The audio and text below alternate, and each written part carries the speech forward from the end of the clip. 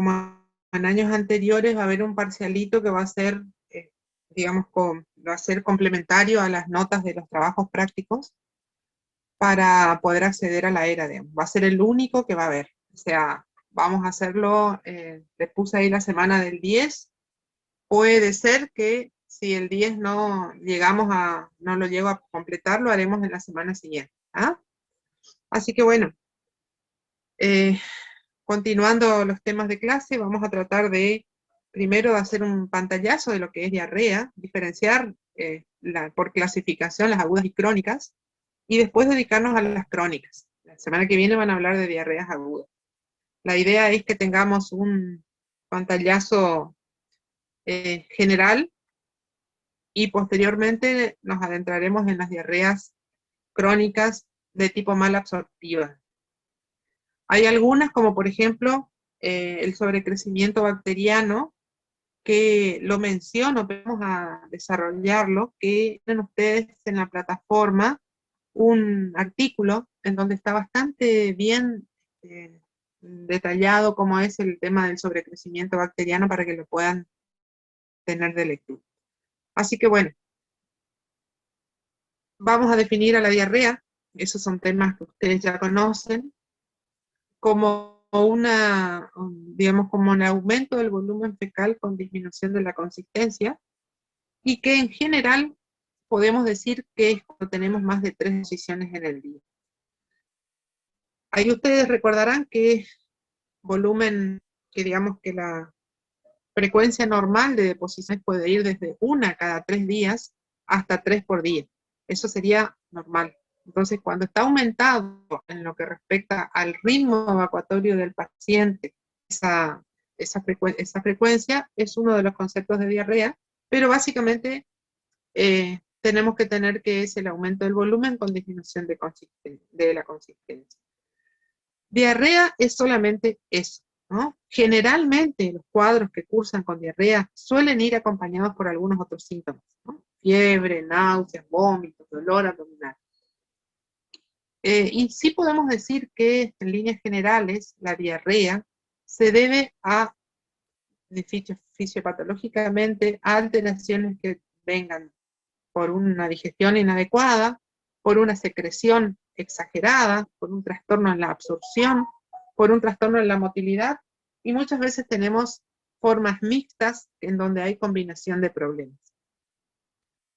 Repasando, ustedes recordarán que nuestro tubo digestivo, desde lo que ingerimos hasta lo que se va secretando en cada sector del mismo, va acumulando aproximadamente 10 litros de agua, de los cuales bueno, eso viene un poco mil y algo de la saliva, otro mil y tanto de los tubos gástricos, 1200 de los tubos del tubo pancreático, alrededor de 800, 900 de los ácidos biliares, más la ingesta, más la secreción del propio intestino delgado. Todo esto hace que llega a más o menos 10 litros por día, de los cuales tenemos una capacidad de reabsorción extremadamente eficiente, en donde 9 litros ya se reabsorben en el ayuno, entran en lo que se conoce como circulación enterohepática, algunos de sus componentes, y pasan al intestino grueso 800 mililitros, que son reabsorbidos fundamentalmente el contenido líquido en el intestino derecho, llegando a concentrarse de manera tal de que más o menos 200 gramos por día es la materia fecal que se elimina diariamente, y esta tiene a su vez un 85% de agua. Entonces, cuando se pierde este mecanismo tan perfecto de funcionamiento es cuando aparece la diarrea. A veces se debe por alteraciones del líquido intestinal, por el transporte de electrolitos, o disminución de la absorción o incremento en la secreción, ¿no?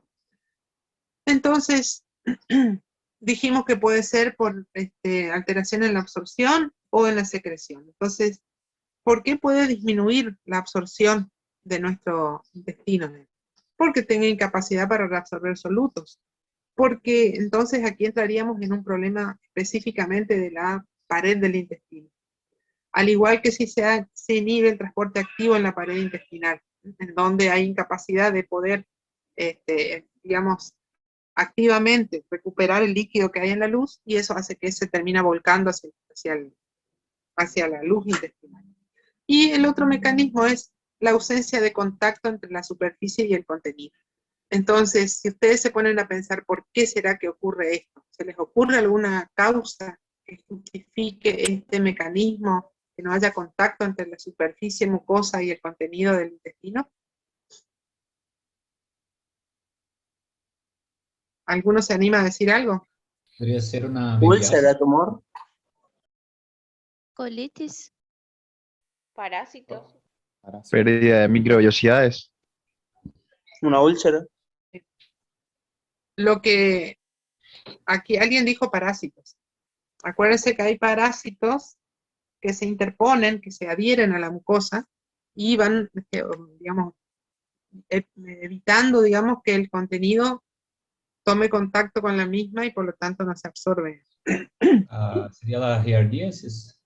Esas serían las yardias, exactamente.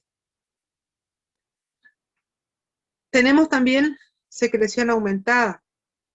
Y aquí podemos decir que podemos dividirla en dos formas de secreción, digamos. Una secreción propiamente dicha, que sería activa, en la cual hay activación a través del AMP cíclico en superficies aberrantes, como por ejemplo el adenoma velloso de colon, o en otras lesiones del tubo digestivo, que lo que hacen es justamente secretar líquido hacia la luz intestinal. Y por otro lado tenemos situaciones en donde tenemos, por ejemplo, aumentada la presión hidrostática de la circulación venosa o arterial, en donde por por el mismo aumento de presión se genera el pasaje de líquido hacia la luz, como por ejemplo el caso de una hipertensión portal. Cuando vamos a clasificar a las diarreas, vamos a ver que las podemos clasificar de diferentes maneras.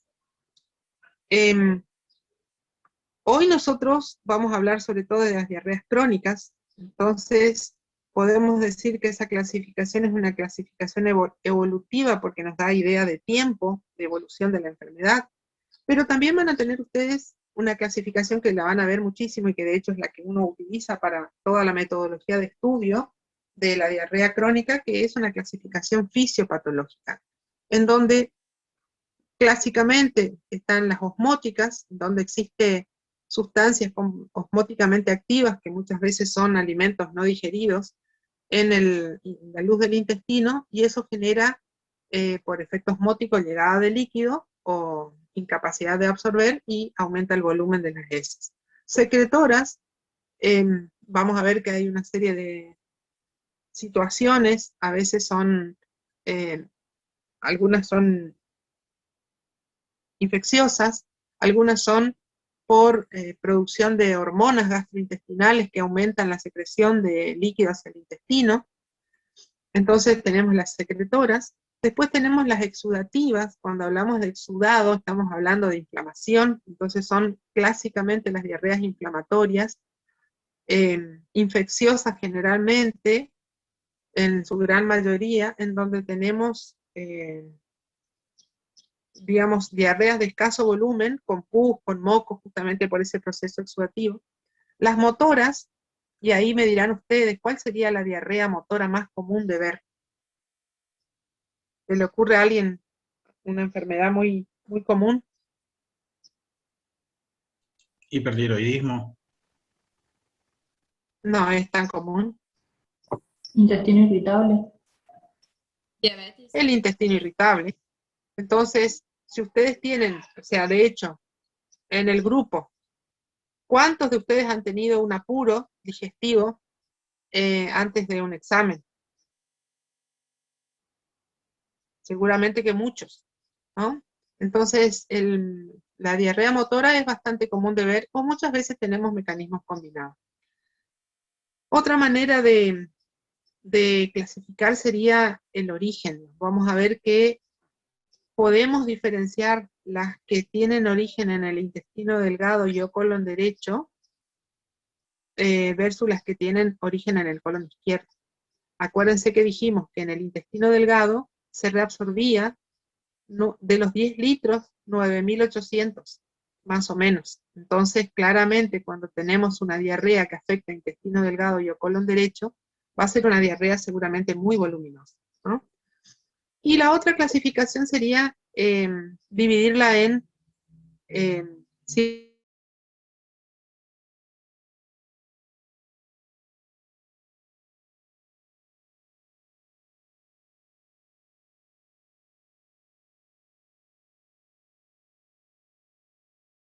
tienen desde el punto de vista fisiopatológico. Las diarreas osmóticas, generalmente tenemos, por ejemplo, la intolerancia a la lactosa, el uso de laxantes osmóticos como la lactulosa, el uso de sales de magnesio, que habíamos hablado la clase pasada en lo que eran los antiácidos de contacto, que digamos contrarrestan en la acidez gástrica, pero que tienen las sales de magnesio o los hidróxidos de magnesio la capacidad de generar diarrea. Una diarrea osmótica característicamente tiene digamos, tiene un volumen bajo, menos de 1000 centímetros en el día. Característicamente el paciente entra en ayuno y corta la diarrea, y tienen una anión gap fecal, sería amplio. Normalmente la osmolaridad de la materia fecal es muy parecida a la osmolaridad de la sangre, están alrededor entre 275 y 290 milequivalentes litros. Cuando hacemos el cálculo de este gap fecal, que no es un estudio que se hace en forma rutinaria, vamos a encontrar que existen en la materia fecal un montón de sustancias osmóticas que normalmente no tienen que estar, y esas son las que dan esta brecha o diferencia aniónica elevada comparada con la normal. Y es característico que tengamos un pH fecal alrededor de 5 o menos. Estas son las diarreas osmóticas. Después tenemos las diarreas secretoras. Las diarreas secretoras, como dijimos, pueden ser por infecciones.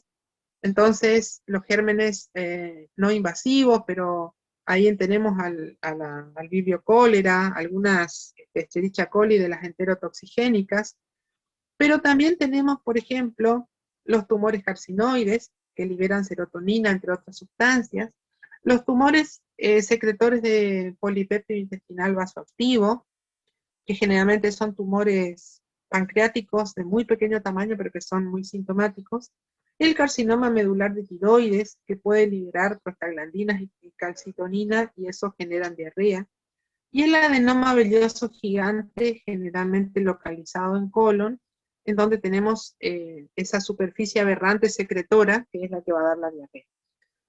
Entonces, para diferenciar una diarrea secretora, claramente tiene un volumen grande, más de 1000 centímetros en el día, no cede con el ayuno, salvo las que tienen que ver con la mala absorción de las sales biliares, digamos, porque al paciente entrar en ayuno, la liberación de sales biliares disminuye, y entonces con eso se, digamos, reduce la diarrea. Y el gap fecal está normal, digamos, ¿no?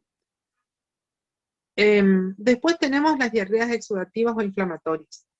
Estas, como les dije, pueden ser una variante de las secretoras, porque hay de hecho, hay secreción, y aquí tenemos que tener en cuenta los gérmenes enteroinvasivos. Entonces entrarían acá las diarreas llamadas disenteriformes, en donde es frecuente que haya pus, sangre, y que sean heces de escaso volumen. Pero es también la diarrea que podemos encontrar en las enfermedades intestinales inflamatorias, que hay que tener en cuenta que esta enfermedad intestinal inflamatoria debe hacerse diagnóstico diferencial con la colitis isquémica, que también da diarrea con sangre y pus, y la diarrea por la invasión del intestino por Clostridium difficile, que es una situación que suele aparecer en pacientes que han estado expuestos a antibióticos de amplio espectro por tiempo prolongado.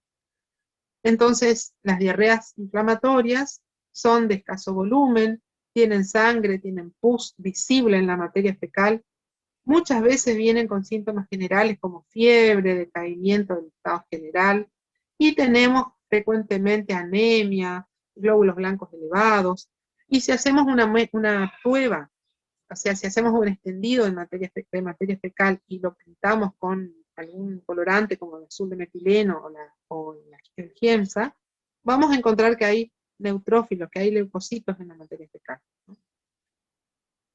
Esto, por ejemplo, hacer el extendido de la materia fecal es una prueba muy útil porque rápidamente nosotros podemos saber si es una diarrea inflamatoria o no con este procedimiento. Y después tenemos las diarreas motoras.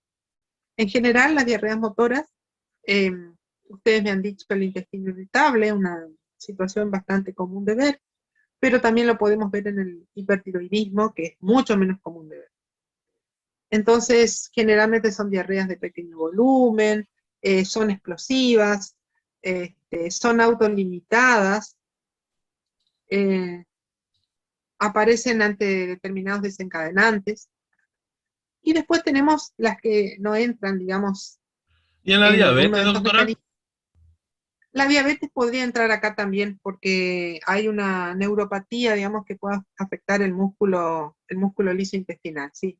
La diarrea lo que suele dar es incontinencia fecal, o si no puede dar tanto diarrea como constipación. Hay algunos fármacos que dan diarrea, eso es muy particular, y ustedes han visto, por ejemplo, en la clase anterior hablábamos de inhibidores de bomba de protones que pueden dar tanto constipación como diarrea. No siempre se conocen los mecanismos. Y después tenemos diarreas con mecanismo combinado, como por ejemplo algunos síndromes malabsortivos, en donde claramente por la mala absorción tenemos el mecanismo osmótico, pero por la afectación mucosa tenemos por ahí secreción de algunos ácidos grasos, y por la distensión intestinal que genera el mecanismo osmótico vamos a tener alteraciones motoras, y si encima tenemos una colitis ulcerosa o tenemos una enfermedad de Whipple, por ejemplo, probablemente tengamos también el mecanismo exudativo incorporado. Y encima, cuando hablamos de gérmenes, hay algunas variedades, sobre todo de Escherichia coli, que algunas son enteroinvasivas y otras son enterotoxigénicas.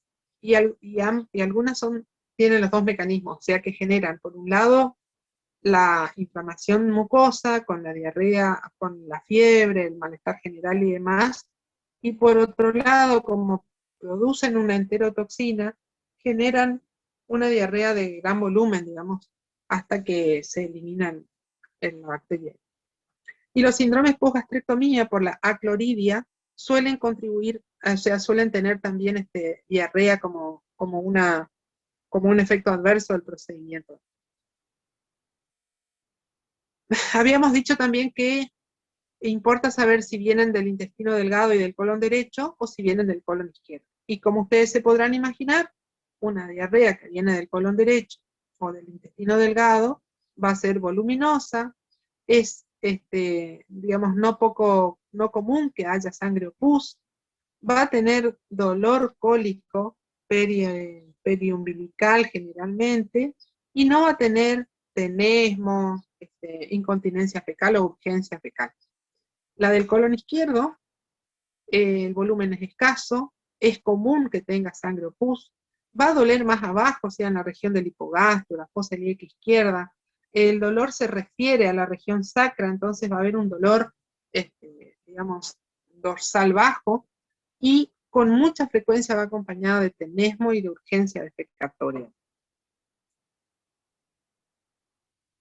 Después, de acuerdo a si son funcionales u orgánicas. Una diarrea funcional, en general, supongamos un intestino irritable, es una situación que podemos detectar en el tiempo, o sea, hace meses o años el paciente alterna episodios de diarrea con otros días de materia fecal normal o incluso constipación.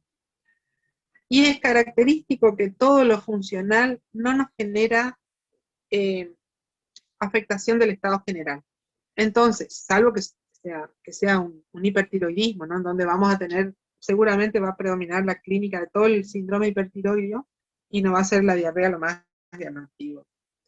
Entonces, una diarrea funcional, síndrome de intestino irritable básicamente, va a tener historia larga en el tiempo, meses, años de que el paciente tiene el mismo ritmo de evacuación, generalmente ninguna manifestación sistémica, entonces no tiene pérdida de peso, no tiene anorexia, no tiene deterioro del estado general. Si hacemos una analítica de laboratorio está todo absolutamente normal y cede con el sueño. Cuando el paciente duerme, no lo despierta para ir al baño, su problema. La diarrea orgánica, sin embargo, podemos decir, bueno, comenzó hace tantas semanas o meses, puede haber manifestaciones sistémicas, entonces compromiso del estado general, si forman parte de una enfermedad sistémica, puede haber fiebre, dolor articular, pérdida de peso, algunas otras lesiones vasculíticas en la piel. Frecuentemente es una diarrea que tiene sangre en la materia fecal. Si pedimos el laboratorio vamos a encontrar alteración, entonces puede haber anemia, reactantes de fase aguda, hipoproteinemia, y es una diarrea que puede despertarle y levantarlo al paciente a la noche. Y entramos a nuestro tema específico, que es la clasificación evolutiva. Entonces vamos a hablar de diarrea aguda cuando dura menos de 4 semanas, en algunos lugares van a encontrar como menores a 3 semanas, en donde las causas generalmente son infecciosas, son fármacos, y después puede ser que sean, por ejemplo, alergias alimentarias, y obviamente toda enfermedad alguna vez empieza, ¿no? Y cuando empieza es aguda, entonces la enfermedad intestinal inflamatoria, la colitis isquémica, la colitis actínica, pueden empezar, alguna vez tienen que empezar, ¿no? Entonces, y otra cosa muy interesante que debemos tener en cuenta son las pseudodiarreas por impactamiento fecal. Esto es algo común de ver en las personas que están generalmente con limitación en su movilidad, que están postrados, en donde los cuidadores le higienizan y encuentran que va de cuerpo y asumen como que está yendo bien. Y en realidad lo que están teniendo es un escurrimiento de la materia fecal blanda por alrededor del bolo fecal que está en el recto, y lo que sale es simplemente esa pequeña cantidad de materia fecal bien entre consistencia líquida, semilíquida, y el bolo fecal sigue quedando, digamos, impactado en el recto. Entonces, esto es tema de la clase siguiente, así que lo dejamos ahí.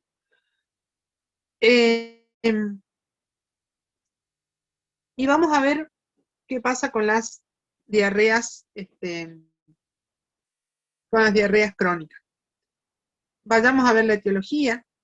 Entonces aquí tenemos, podemos clasificarla, digamos, en las funcionales, si el síndrome de intestino irritable, en las asociadas a enfermedad inflamatoria intestinal, en donde debemos tener en cuenta la enfermedad de Crohn, una enfermedad inflamatoria panintestinal que afecta desde la boca hasta el ano, con frecuente afectación extradigestiva, y que es una afectación generalmente transmural que puede tener diferentes formas de presentación. Puede ser de tipo exudativa, puede ser osmótica, dependiendo qué tipo de compromiso y en dónde está el compromiso.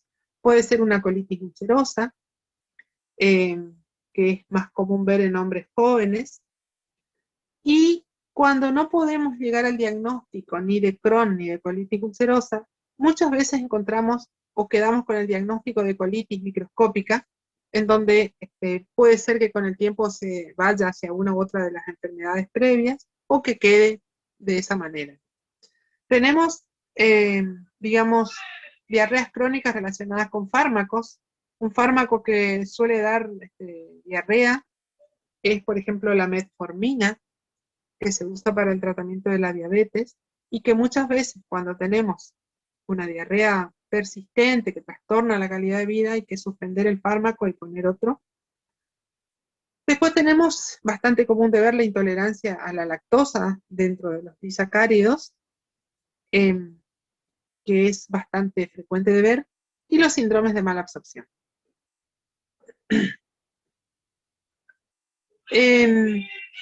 Esas serían las más comunes de ver. Después tenemos la colitis isquémica, que como les dije puede ser aguda cuando hay un infarto intestino mesentérico, puede comportarse como crónica cuando hay una estenosis de la arteria mesentérica. Puede presentarse por postgastrectomía, por la acloridia. Dentro de las etiologías endocrinas, además del hipertiroidismo, tienen que considerar a la enfermedad de Addison, la insuficiencia suprarrenal primaria, en donde también va a haber un aumento es una diarrea más bien de tipo generalmente voluminosa, que lleva a dar trastornos hidroelectrolíticos, generalmente acompañada por vómitos de contenido, digamos, abundante. La neuropatía diabética, como me decían, me preguntaban hoy, puede dar las dos cosas, puede dar diarrea, puede dar estreñimiento y puede dar incontinencia fecal. Infecciones intestinales crónicas, ustedes me mencionaron también la Giardia lamblia, o algunas enfermedades autoinmunes como el déficit congénito de inmunoglobulina A.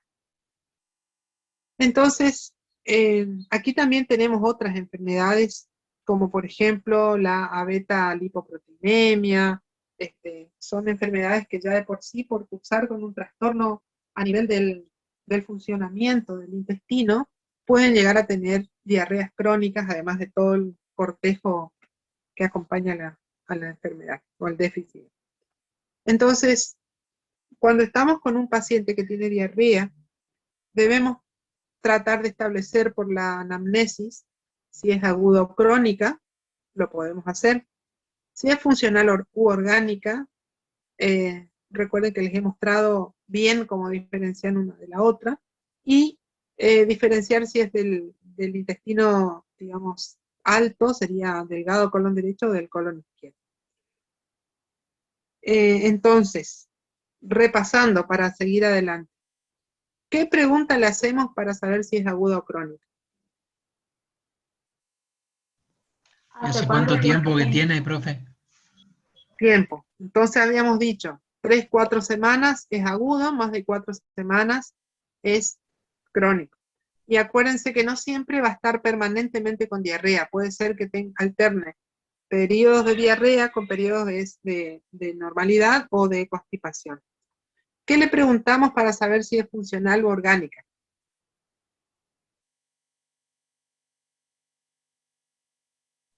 Ahí el mismo tiempo de evolución ya nos da una pauta si es funcional o orgánica.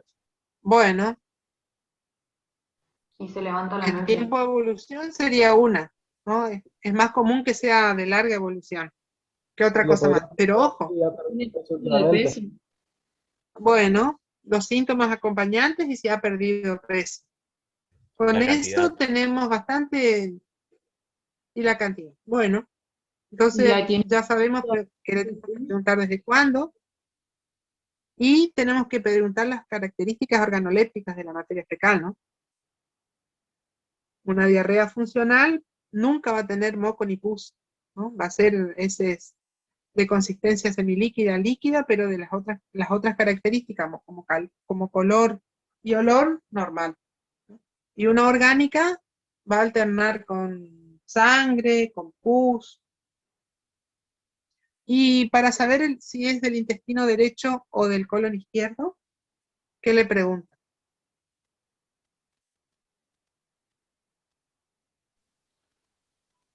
Si es voluminosa, Las si tiene características. tenesmo. Bueno, Esa cosa. Forma. nuevamente caemos en lo mismo, ¿no? Si tenemos que preguntarle el volumen, tenemos que preguntarle la forma, dijo alguien ahí, interesante, ¿no? Si son heces acintadas de casa, uno piensa que es el intestino del colon izquierdo. Si son más bien líquidas, son del lado derecho. Y le preguntamos si tiene o no tenesmo y urgencia fecal, ¿no? Si tuviera, nos inclina más hacia la afectación del intestino izquierdo. Y la otra cosa habíamos dicho, el dolor, ¿no? El intestino delgado duele periumbilical, el colon izquierdo duele fosa ilíaca izquierda, hipogastrio. Puede referir el dolor hacia la región posterior. Además de esas preguntas, podemos preguntar si, por ejemplo, hay algún alimento que favorece la aparición de diarrea. Si tenemos situación estresante o ante situaciones de estrés, si aparece con la toma de fármacos o de alcohol, y si hay promiscuidad sexual. Esto nos interesa sobre todo para considerar las infecciones relacionadas con el HIV y prácticas sexuales, digamos, no estándares. ¿Qué más debemos preguntar? Síntomas acompañantes. Generalmente, si viene con náuseas y vómitos, más dolor abdominal, más diarrea, es probable que sea una gastroenteritis aguda, que vamos a ver que en la mayoría de los casos son autolimitadas y no necesitan mayores intervenciones más que restricción alimentaria por 1 o 2 días, y con eso se pasa. Si ya, la otra cosa a preguntar es si viene con alteración del estado general, ¿no? Si tiene fiebre, si ha tenido pérdida de peso, si siente, digamos, se siente, digamos, muy afectado en su estado general. Si ocurre y viene acompañado de náuseas y vómitos, y encima encontramos que el paciente está deshidratado, que está muy apático, y bueno, esa es una gastroenteritis aguda que tal vez requiera internación y tal vez requiera antibióticos, ¿no? Tenemos que fijarnos en el dolor abdominal. Entonces, el intestino irritable sí da cólicos intestinales, la colitis isquémica da dolor que generalmente aparece después de comer, y la enfermedad inflamatoria intestinal en general duele, sin mayor relación con las comidas. Distensión abdominal, el intestino irritable da sensación de distensión abdominal y bueno, y aumento del peristaltismo. Y el síndrome de mala absorción sí da distensión abdominal, que uno lo ve con el abdomen ligeramente distendido. Es importante preguntar las características de las heces, entonces la consistencia, si son líquidas, pastosas, si son escíbalos, si son acintadas. Es importante preguntar la cantidad de deposiciones. En general, si tenemos más de 6 deposiciones en el día, vamos a estar teniendo con mucha seguridad afectación del estado general. Más o menos estimar la cantidad, entonces si tienen más de 1 litro, podemos considerar que va a haber afectación del estado general. Y fijarnos las características, ¿no? Si se ve sangre, moco, pus, si tienen carácter, si flotan en el agua, si son malolientes, etc. Yendo al examen físico, importa conocer el estado de hidratación y nutricional. Entonces, ¿qué deberíamos fijarnos para saber el estado de hidratación y el estado nutricional?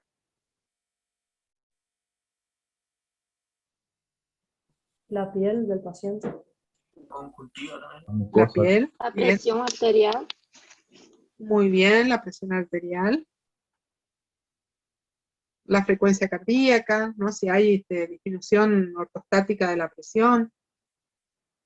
El estado de las mucosas, el pedirle que abra la boca y saque la lengua, y que nosotros toquemos la lengua y no nos moje de saliva, es una señal de que está deshidratado.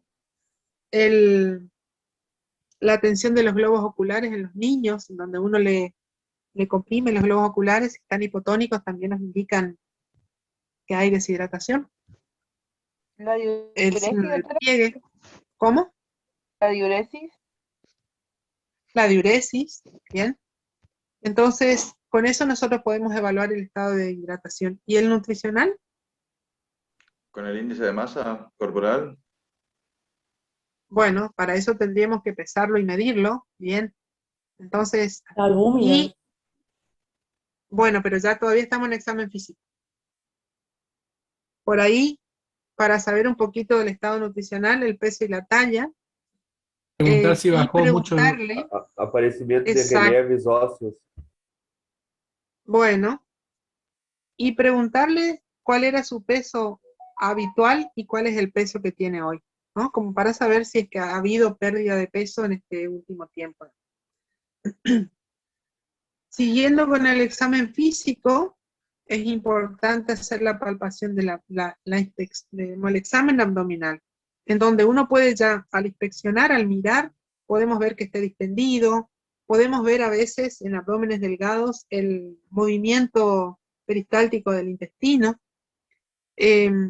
Cuando vamos a palpar, o sea, conviene siempre, acuérdense, ocultar primero, y si tenemos si tenemos aumento del tránsito, vamos a tener ruidos hidroaéreos aumentados.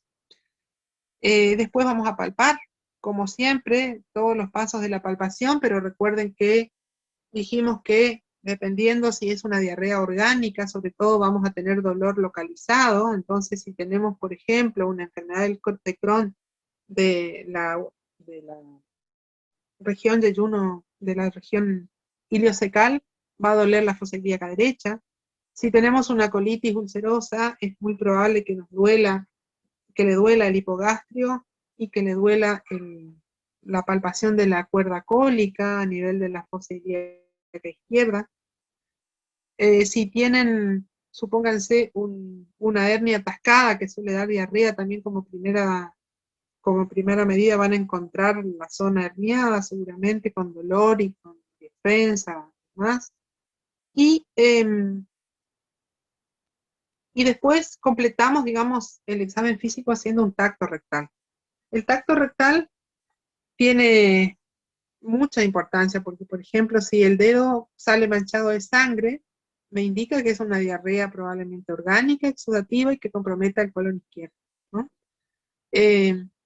Del tacto rectal podemos obtener, digamos, material para hacer un extendido y ver si hay leucocitos en la materia fecal. Y ya nos permite ver, supongamos que tengamos un impactamiento fecal, lo podemos tocar. Si existe un adenoma velloso del recto, podemos llegar digamos, a detectar, a palpar el adenoma. Y por si fuera poco, acuérdense que con el tacto rectal nosotros hacemos una relajación de la pared abdominal, maniobra de Joyce San Martino, y con eso nos permite profundizar la palpación de la pared abdominal con la otra mano. ¿Qué vamos a hacer como prueba? O sea, en general, en las diarreas agudas, solamente cuando tenemos un claro comportamiento disentérico. Ese era el que tenía diarreas de escaso volumen, con moco, sangre y pus, con fiebre, con deterioro en estado general, con dolor, con vómito. Sí, es el que uno puede estudiarlo. Si no, la mayoría de las diarreas agudas son autolimitadas y no requieren mayores intervenciones. Entonces, si necesitamos hacer estudios, lo ideal sería un coprocultivo, pedir un parasitológico de la materia fecal, pedir serología para salmonela, las reacciones de Widal, y ocasionalmente hacer rectosigmoidoscopía, porque eso nos permite, en el caso de unas cuantas enfermedades que afectan esa región, por ejemplo, si tenemos un tumor, un adenoma velloso, ya ver el tumor y tomar biopsia. Si tenemos una colitis ulcerosa, se hace diagnóstico con la visualización cópica del colon. Entonces, son los 3 estudios que generan de utilidad para estudiar una diarrea, cuando es necesario estudiarla. En materia fecal se pueden buscar todas estas cosas, se puede buscar sangre oculta. Para buscar sangre oculta en materia fecal es todo un procedimiento, hay que tener 3 días por lo menos de alimentación absolutamente exenta de cualquier producto proteico. Entonces habitualmente se come arroz y fideo por 3 días y después al tercer día se toma la muestra de materia fecal y se le hace la prueba para ver si es que hay sangre o no. Podemos pedir coprocultivo y parasitológico, donde claramente si tenemos una bacteria fuera de las enteropatógenas va a salir, y si fuera un parásito, recordar que muchas veces para recabar los parásitos, tenemos que hacer el parasitológico seriado de la materia fecal, porque a veces una sola muestra no alcanza para diagnóstico. Tinción para leucocitos, dijimos Giemsa o azul de metileno. Podemos buscar, sobre todo si tenemos el antecedente de la toma de antibióticos o de la administración parenteral de antibióticos, la toxina del Clostridium difficile. No está disponible en todos lados, nosotros acá en Santo Tomé no podemos hacer esa búsqueda. Y podemos pedir la calprotectina fecal. Esta sustancia se elimina por el enterocito cuando hay inflamación. Entonces, la presencia de calprotectina nos indica que es una diarrea inflamatoria. Entonces va a estar elevada en las diarreas enteroinvasivas, en la colitis ulcerosa, en la enfermedad de Crohn. Vamos a tener positiva la calprotectina fecal. Tampoco es un estudio que... ¿Van 3 también, Doc, o no? ¿El test de Van de ¿Perdón? Cámara? ¿El test de Van de Cámara? Ya llegamos. Por ahora estamos yendo desde lo no absortivo a lo mal absortivo, ¿no? Entonces, digamos, si hasta ahora estamos hablando de estudios generales, si ustedes tienen diarreas que son claramente malabsortivas, sí, no vamos a estar dando vuelta con todo esto, ¿no? Pero son las cosas que uno debe pedir, sobre todo si tenemos diarreas que, digamos, que no se comportan como malabsortivas.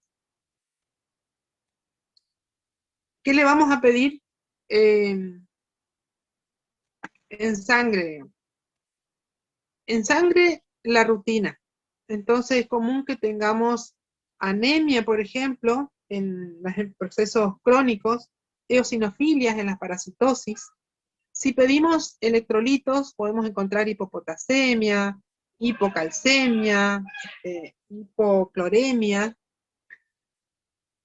Pedimos proteínas totales y albúmina, y podemos encontrar, por ejemplo, que hay hipoproteinemia, que hay hipoalbuminemia. Aquí hay que tener en cuenta no solamente la malabsorción propiamente dicha, sino algunas situaciones como, digamos, que son, por suerte, no muy frecuentes de ver, como las enteropatías perdedoras de proteínas. Podemos pedir una proteína C reactiva, o sea, la proteína C reactiva normal me indica que el cuadro es funcional, y si nos da positiva, me indica que hay un componente orgánico o inflamatorio. Dependiendo de la situación, si tenemos el cuadro clínico de un hipertiroidismo, vamos a confirmar con hormonas, con un perfil tiroideo, que pedimos generalmente tiroglobulina, tiroxina y triiodotironina. Si sospechamos un Addison, el Addison en general da más bien diarrea cuando hace la descompensación, cuando hace la crisis addisoniana, se comporta más como agudo, pero podemos pedir un cortisol basal, y podemos hacer después las pruebas que siguen para la confirmación. Si sospechamos que tenemos un trastorno como déficit de IgA, podemos pedir las inmunoglobulinas, y podemos pedir la batería de anticuerpos para enfermedad celíaca. Para las pruebas de mala absorción, vamos a hacer pruebas en sangre y pruebas en el intestino. En sangre vamos a buscar lo que podemos medir que se malabsorbe. Entonces podemos pedir hierro, el hierro va a estar reducido, o lógicamente la ferritina va a estar muy descendida. Podemos tener trastornos de coagulación debido al déficit de absorción de vitamina K, entonces podemos encontrar prolongación del tiempo de protrombina. Podemos encontrar hipocalcemia, y las dos vitaminas que más uno en general pide son el ácido fólico y la vitamina B12, porque son las que su déficit nos va a dar anemia y una serie de otros trastornos, digamos, pero fundamentalmente lo vamos a ver como en la anemia. Y aquí vienen los test que mencionaba recién el compañero, ¿no? O sea, ustedes pueden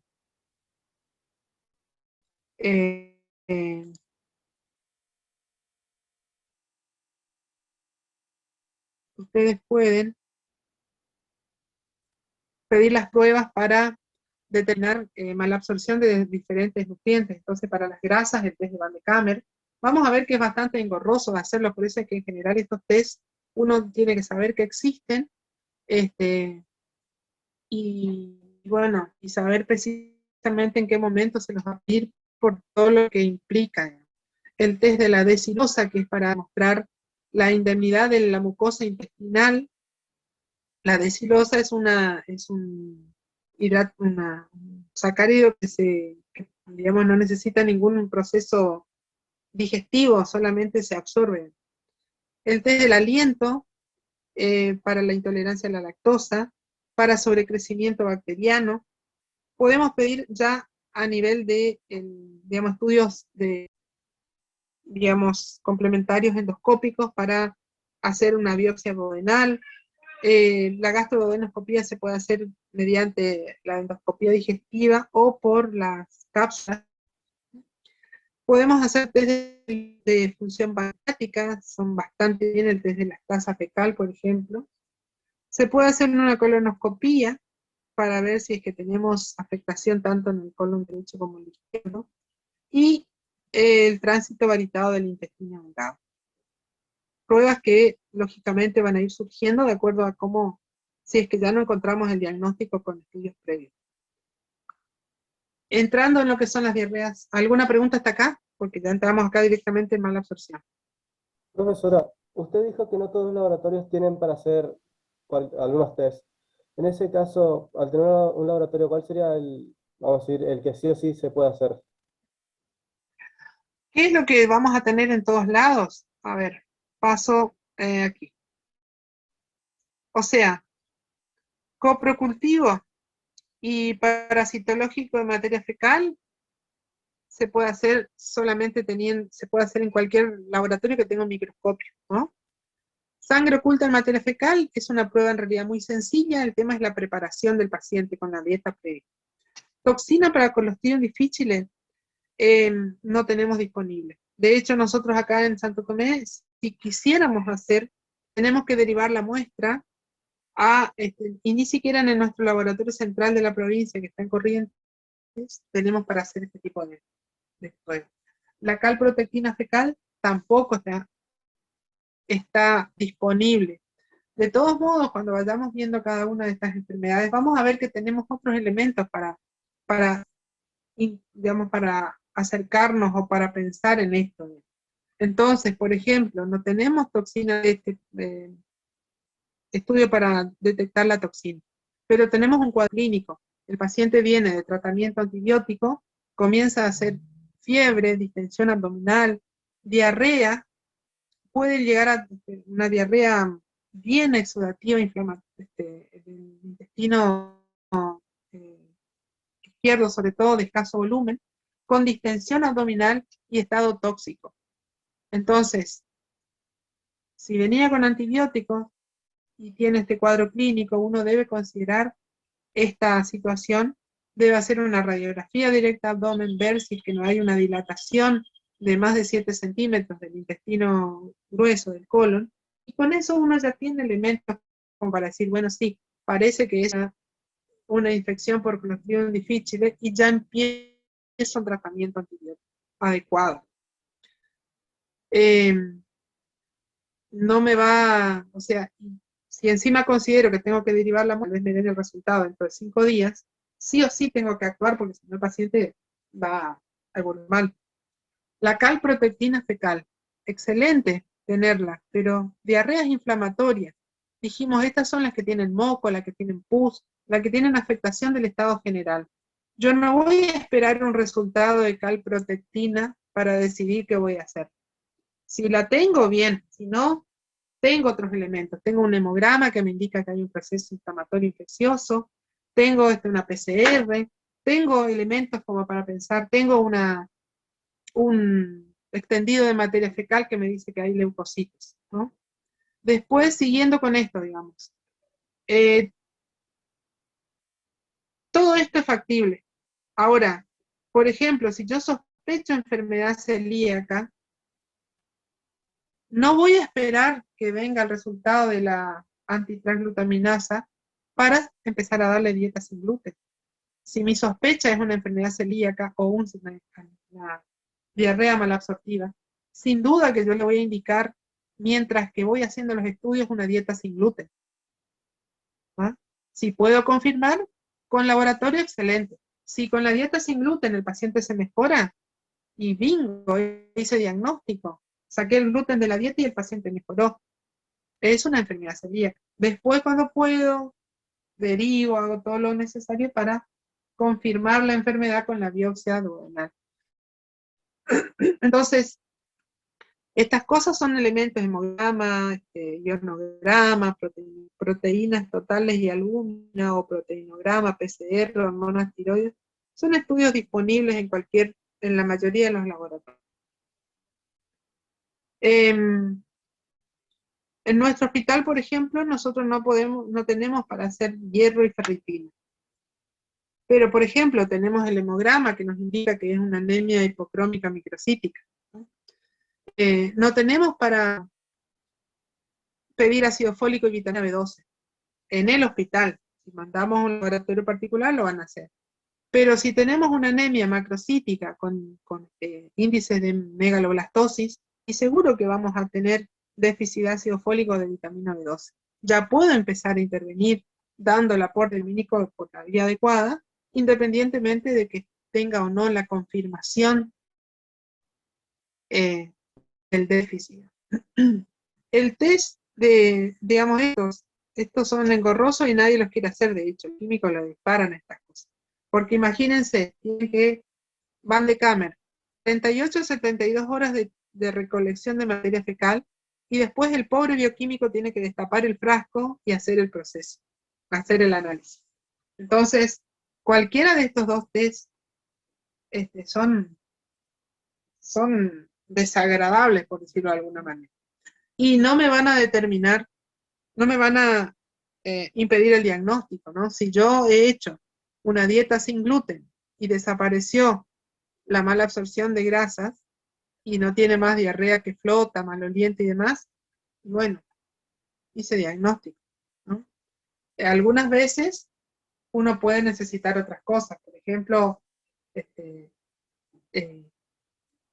o puede ser necesario hacerla, pero en general uno va descartando. O sea, si yo descarto la enfermedad celíaca porque no mejoró con la dieta sin gluten, y resulta que el paciente tiene otras cosas, como por ejemplo dolor abdominal crónico, y resulta que tuvo hace 20 años una pancreatitis aguda, y que después encima fue un consumidor de alcohol, y yo puedo pensar, y le hago una placa de abdomen y encuentro calcificaciones, y no voy a pensar en pedirle la prueba de la elastasa fecal, que es engorrosa de vuelta.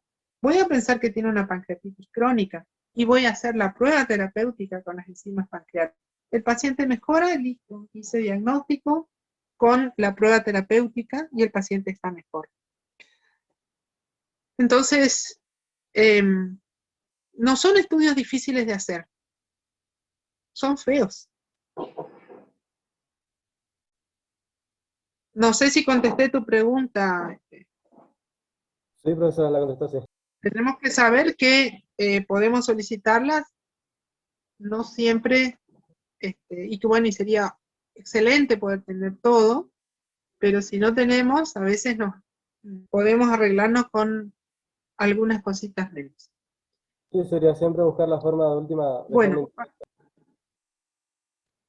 exacto. Indirectamente uno puede ir logrando aproximarse cada vez más al diagnóstico. Entonces, para entender un poquito lo de las diarreas malabsortivas, recuerden ustedes que existen 3 fases en la absorción. La fase luminal, la fase mucosa y la fase de transporte.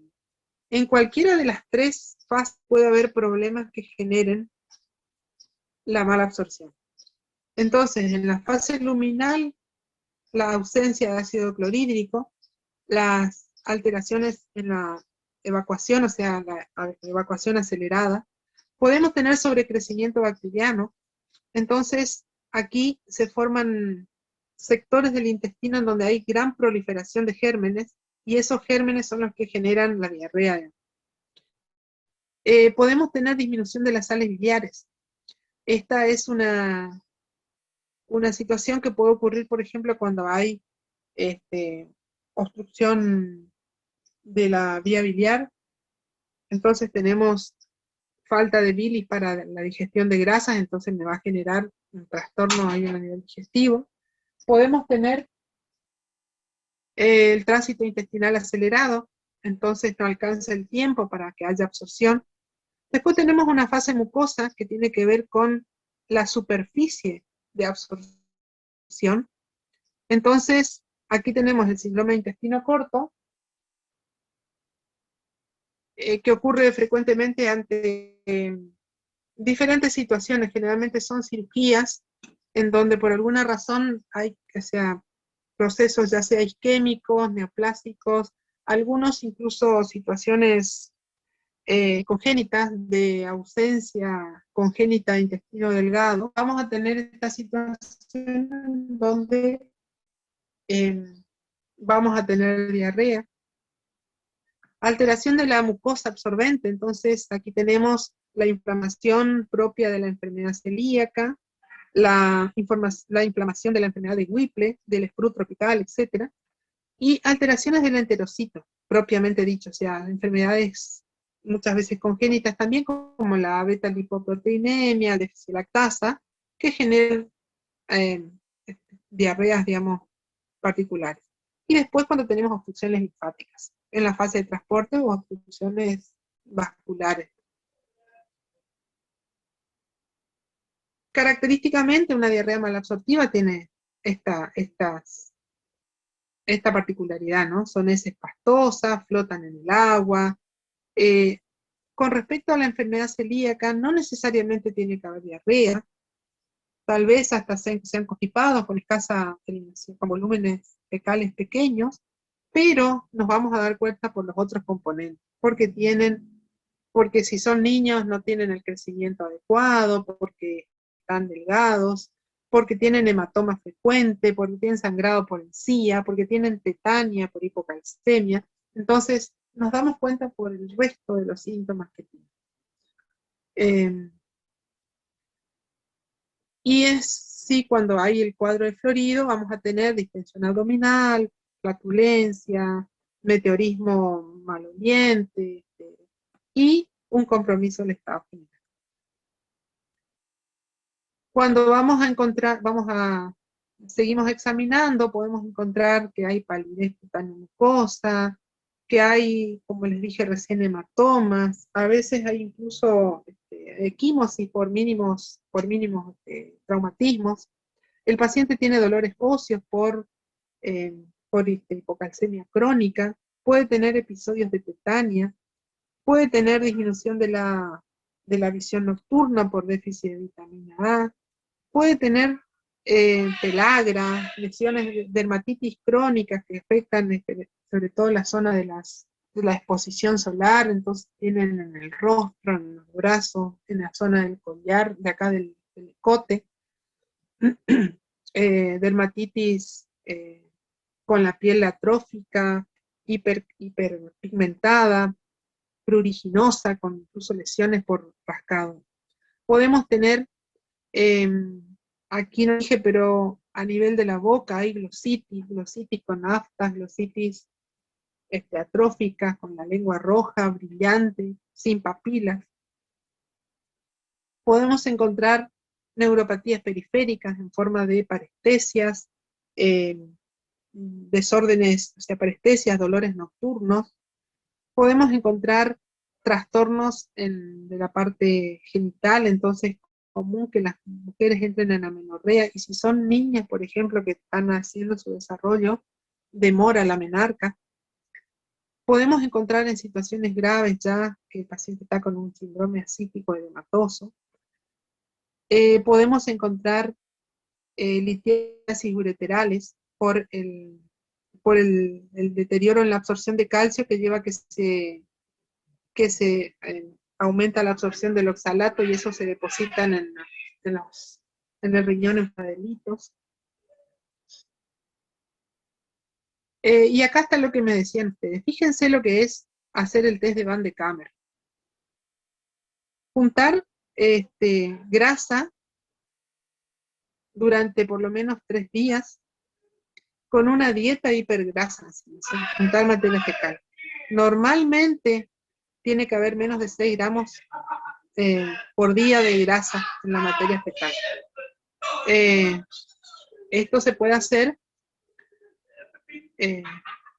digamos, se puede solicitar al laboratorio, o si se puede, si se tiene disponible, uno puede aplicar simplemente una descarga de rayos infrarrojos a la materia fecal, y con eso nos evitamos todo el proceso del manipuleo bioquímico para contar la grasa fecal.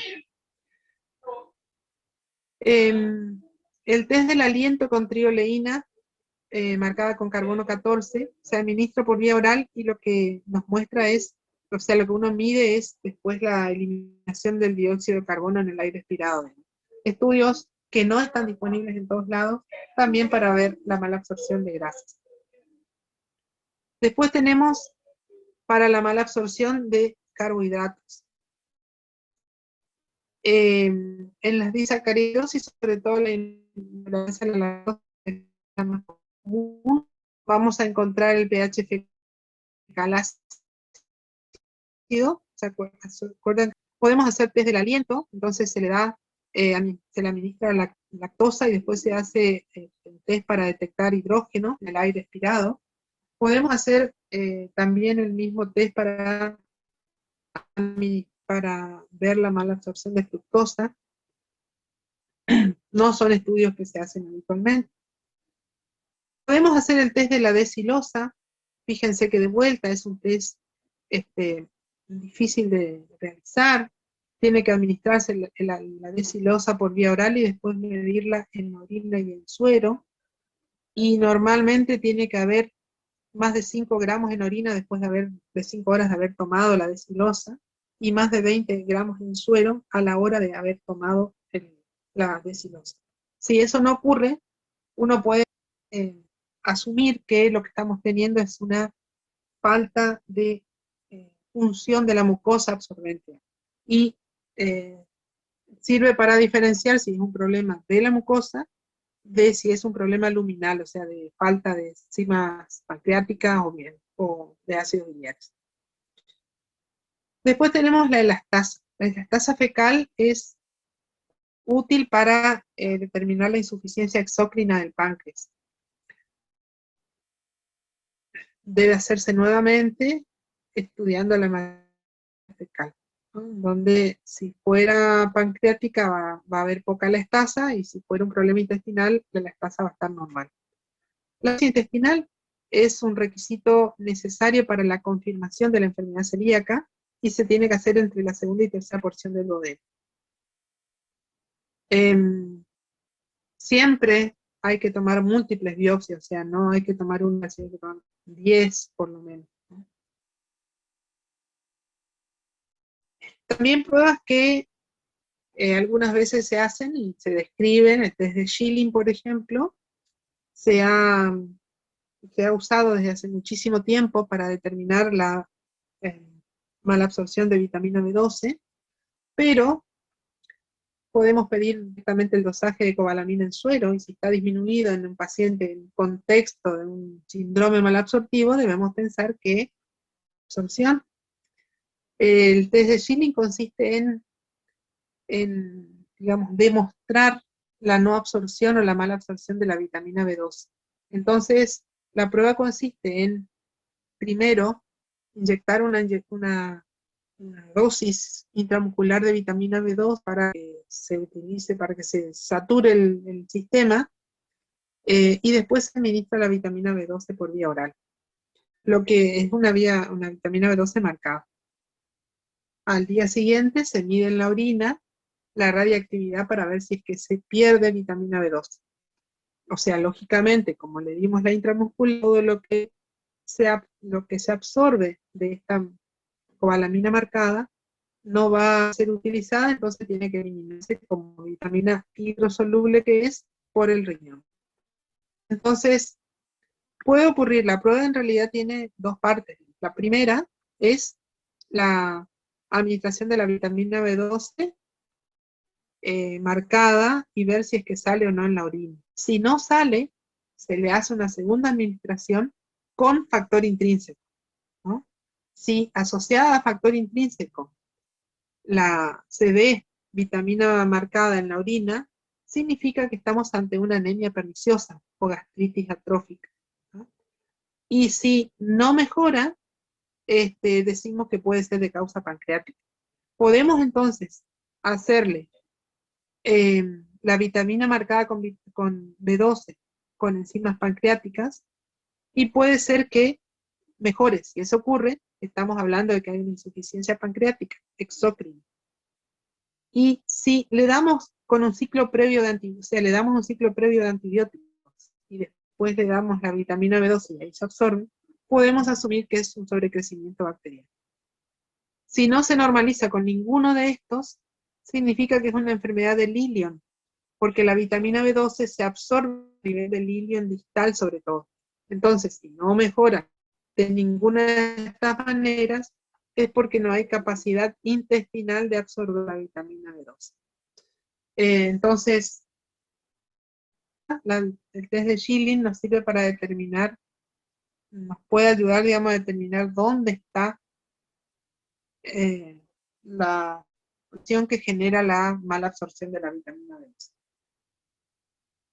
No es un test que se utiliza habitualmente, como les dije, pedimos el dosaje de cobalamina y si la cobalamina está baja, ya tenemos la confirmación de que hay mala absorción y seguramente por otros estudios adicionales vamos a saber si es una gastritis, por ejemplo, lo vamos a tener por la endoscopía digestiva, con toma de biopsia a nivel del estómago o con anticuerpos anticélula parietal o antifactor intrínseco.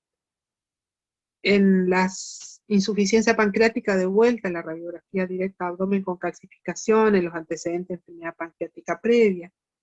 En el sobrecrecimiento bacteriano, generalmente tenemos, digamos, alguna condición que favorece el sobrecrecimiento, es muy común de ver en los niños. Así que bueno, hay elementos que nos ayudan a no necesitar hacer el test de Schilling. Podemos hacer pruebas para ver la mala absorción de sales biliares, pero también podemos hacer una prueba terapéutica con colestiramina, y si mejora la diarrea después de la colestiramina, podemos asumir que es por las sales biliares. Demostrar el sobrecrecimiento bacteriano es también bastante engorroso, porque hay que hacer el aspirado del intestino, hay que hacer cultivo, hay que hacer test de hidrógeno aspirado, luego de la ingesta de los disacáridos. Hay que hacer prueba terapéutica con antibióticos, tal vez esto es lo más fácil de hecho, ¿no? En un sobrecrecimiento bacteriano, lo que se hace es dar ciclos de antibióticos secuenciales. O sea, primero le damos, supónganse, metronidazol por unos días, se suspende, mientras dura el funcionamiento normal, se mantiene sin nada, cuando empieza la diarrea se da otro antibiótico, tratando de disminuir ese sobrecrecimiento bacteriano y que eso contribuya a una mejor absorción del intestinal.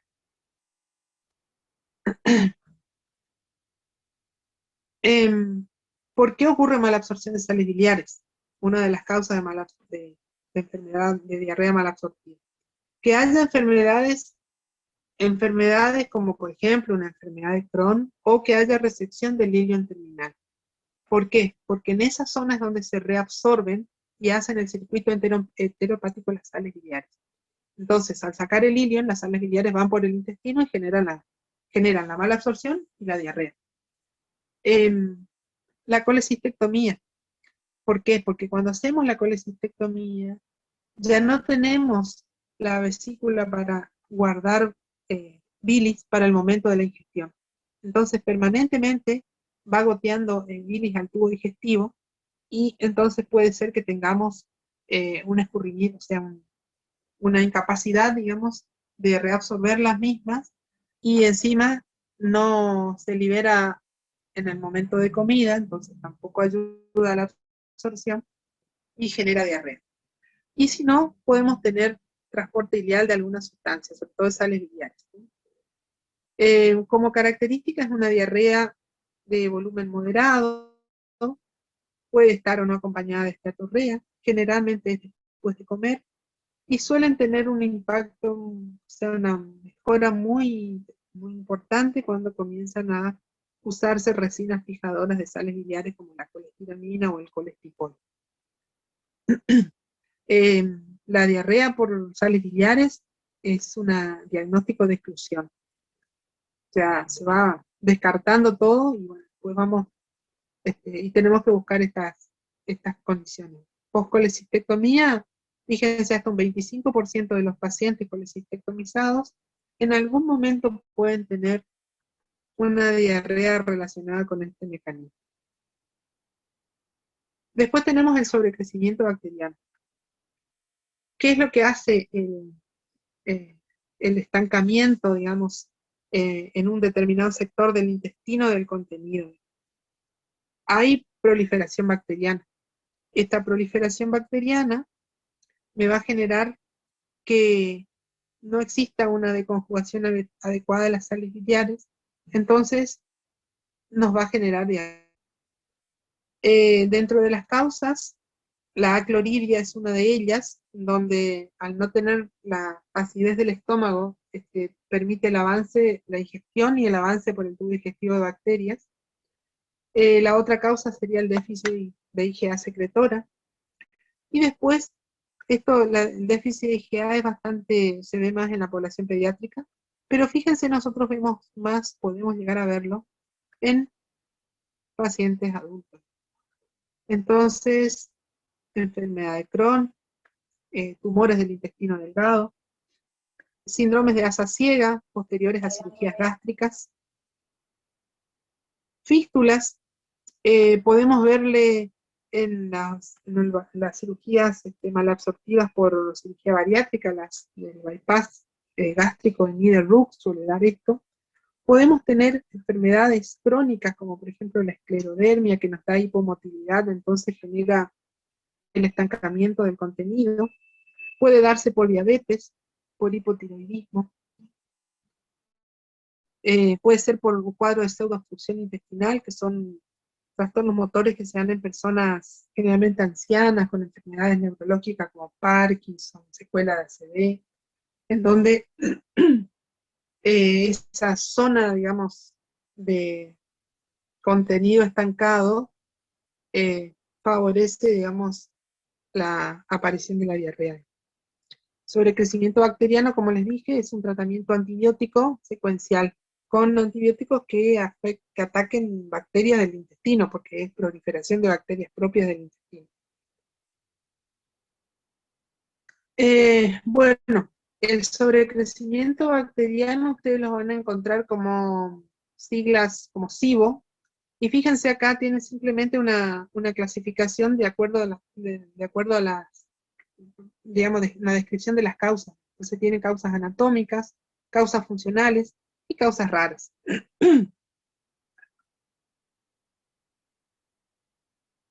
Entonces, ¿cómo nos manejamos? Este cuadrito intenta explicar un poquito qué es lo que pasa, digamos, en el sobrecrecimiento bacteriano. Por un lado, dijimos, hay una desconjugación de las sales biliares. Y por otro lado, esa gran cantidad de bacterias favorecen la adherencia, por lo tanto, disminuyen superficie de absorción, producen enterotoxinas, mecanismo secretor e inflamatorio.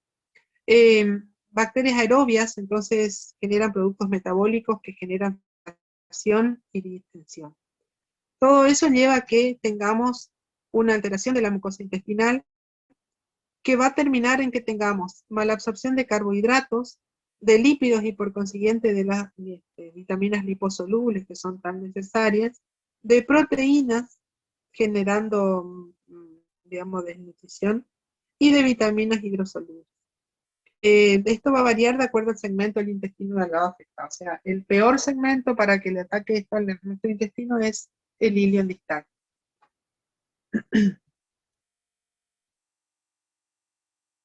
Entonces, ¿qué pasa? ¿Qué tiene un paciente con sobrecrecimiento bacteriano? Va a tener síndrome malabsortivo, vamos a encontrar que tiene déficit de vitamina B12, con el ácido fólico que está normal, Aquí es importante porque el ácido fólico tiene una capacidad absortiva mayor y en mayor segmento del tubo digestivo. Podemos hacer un tránsito varitado del intestino delgado, donde vamos a ver el estancamiento, o sea, la dilatación, en la zona de dilatación del intestino delgado. Podemos hacer cultivo del aspirado yeyunal para contar la cantidad de bacterias que hay. Podemos hacer test del aliento, test de Schilling, y este es lo que veíamos hoy, el test de Schilling, después de 5 días de un antibiótico que disminuya la proliferación bacteriana. Y el tratamiento entonces, ciclos de antibióticos, metronidazol, amoxicilina, cefalosporina, ciprofloxacina, etcétera, como para ir reduciendo esa gran concentración de bacterias. Y si fuera posible, se hace resección del segmento comprometido. Si fuera posible, lo cual no siempre se puede. Aquí ven ustedes algunas imágenes debido a sobrecrecimiento bacteriano. Aquí ven divertículos de gran tamaño relacionados con el intestino delgado. Aquí ven otros. Dilatación, acá tienen una estenosis actínica del intestino, generalmente radiación por algún tumor seguramente. Aquí ven, en la última, ven la fístula, en este caso una fístula entre una asa intestinal y otra, ¿no? Fístulas enteroentéricas, en un paciente con enfermedad de Crohn. La otra situación es el síndrome de intestino corto, en donde generalmente, como les dije, puede ser que tengamos una causa congénita, pero lo más común es que tengamos enfermedad de Crohn, que haya tenido que ser resecada, isquemias mesentéricas, traumatismo, es muy común las heridas de arma de fuego, de arma blanca, que pueden necesitar resección intestinal. Entonces, cuando se nos reduce a menos de 2 metros el intestino delgado, es probable que tengamos un síndrome malabsortivo por intestino corto. Peor si afecta el ilion terminal, porque ahí, acuérdense, la vitamina B12, las sales biliares, y bueno, vamos a tener podemos llegar a tener hipersecreción gástrica, lo cual contribuye a la mala absorción, y podemos tener déficit de lactasa por la reducción de la superficie intestinal, básicamente. Entonces, el diagnóstico se va a hacer con la clínica, y obviamente vamos a tener el antecedente de la situación que hizo resecar el intestino. La prevención, fíjense, es bastante compleja. Al paciente que es digamos, sometido a una resección intestinal, necesita un tratamiento previo, generalmente de 1 año mínimo, de tratamiento con una nutrición parenteral para asegurarse que esté nutrido, y una nutrición enteral progresiva para ver la tolerancia, para que el intestino que le quedó se acostumbre. O sea, nuestro intestino tiene la particularidad de que, más allá de que sabemos que en el ilion se absorbe la vitamina B12 y las sales biliares, si no existe el ilion, el resto de la mucosa intestinal puede adaptarse con el tiempo a hacer esa absorción. Por eso es que ante una situación de intestino corto, debe ser, digamos, se debe ir adaptando en la medida de que permita el resto de intestino que quedó a la absorción de los alimentos. Por eso es que necesita nutrición parenteral que acompañe a una nutrición enteral progresiva hasta a ver si en algún momento logra comer él y absorber lo suficiente para mantener un estado de nutrición aceptable. Entonces, es importante este punto, es importante reponer por vía parenteral los déficits vitamínicos que tiene, hay que tratar el sobrecrecimiento bacteriano, hay que tratar la hipersecreción gástrica, hay que se puede utilizar, digamos, los TCM o triglicéridos de cadena media, tienen la ventaja de que no necesitan micelización por los ácidos biliares para absorber, y que no necesitan, y que pasan directamente a la sangre, o sea, no van por la linfa. Entonces, pueden utilizarse como medidas, como un nutriterápico, digamos, mientras tanto, hasta que el intestino intestino se acostumbre de vuelta si es que llega a eso. Y existe también la posibilidad de trasplantes intestinales.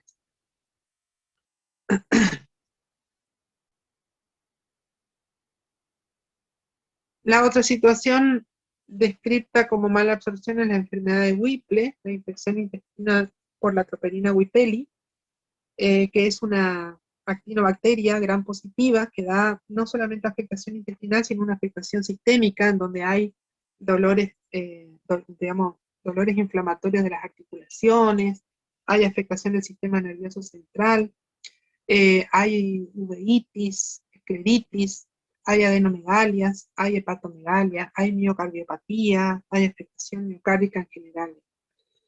Entonces, generalmente es una enfermedad que comienza gradualmente con la mala absorción, con el estado general afectado, con las articulaciones doloridas, que puede evolucionar a una insuficiencia cardíaca, etcétera. O sea que, en general, la mala absorción en sí es lo último que nos lleva a pensar en la enfermedad, porque es, de hecho, lo que no es tan florida la mala absorción como uno quisiera para hacer el diagnóstico.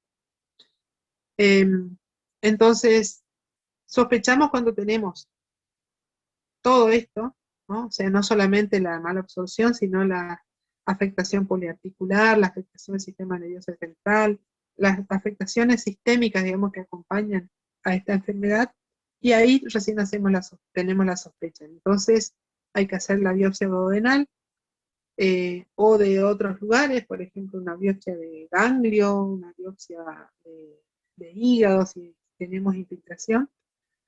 Vamos a encontrar los macrófagos Paz positivos con la presencia de los bacilos. Entonces, con eso nosotros hacemos el diagnóstico. Es una enfermedad diferencial con el SIDA, entonces hay que ver también los microorganismos que pueden dar diarrea en un paciente con HIV. Y el tratamiento, de hecho el diagnóstico, es antibiótico. El tratamiento antibiótico, digamos, que debe tenerse en cuenta es que es desde largo tiempo, es 1 año mínimo, con trimethoprim sulfamethoxazol, ¿no? Suele ayudar al inicio, los primeros 15 días, a hacer otro tipo de tratamiento antibiótico más agresivo, pero es fundamental para la erradicación el tratamiento a largo plazo. Es muy poco frecuente de ver en esta zona.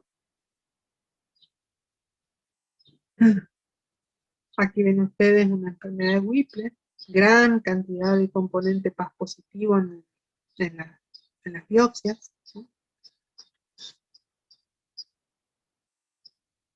Tenemos el sprut tropical, otra enfermedad por mala absorción, en donde tenemos generalmente el antecedente de vivir o de haber visitado lugares como por ejemplo la India, las zonas tropicales en general. Hay afectación inflamatoria al intestino delgado, o sea, tenemos el antecedente generalmente del viaje, y cuando ocurre eso hay que hacer tratamiento antibiótico empírico con ciclina más el aporte de ácido fólico para tratar de superar el cuadro. Generalmente responden satisfactoriamente.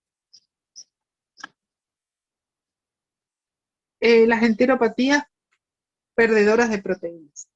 Enfermedades, digamos, es un síndrome, digamos, ¿no? de enfermedades proteinorreicas, en donde la idiopática sería la enfermedad idiopática sería la linfangiectasia intestinal, muy poco común y diagnosticada en los primeros años de vida porque genera una mala absorción severa. Y después tenemos las que tienen que ver ya con otras situaciones más de la vida adulta, ¿no? La enfermedad intestinal inflamatoria, las malabsortivas, las amiloidosis, que en general ninguna es primaria, la mayoría son secundarias a procesos inflamatorios crónicos. El hipotiroidismo, la enfermedad de Menetrier, que es un trastorno también linfático del estómago, sobre todo con pliegues gástricos gigantes con enfermedad perdedora de proteínas. Menos frecuentemente la tuberculosis puede presentarse como una linfadenitis, o sea, como una enteropatía perdedora de proteínas, pero es más común que la encontremos como infección pulmonar. Podemos encontrarla por linfomas.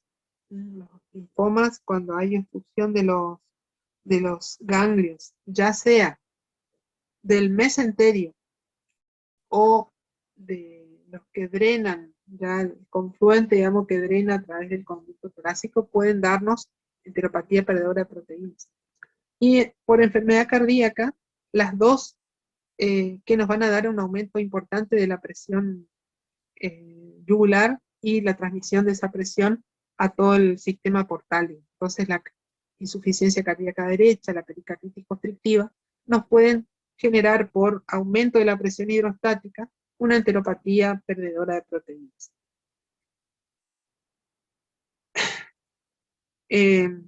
Entonces el tratamiento, primero el diagnóstico, buscar la hipoproteinemia básicamente.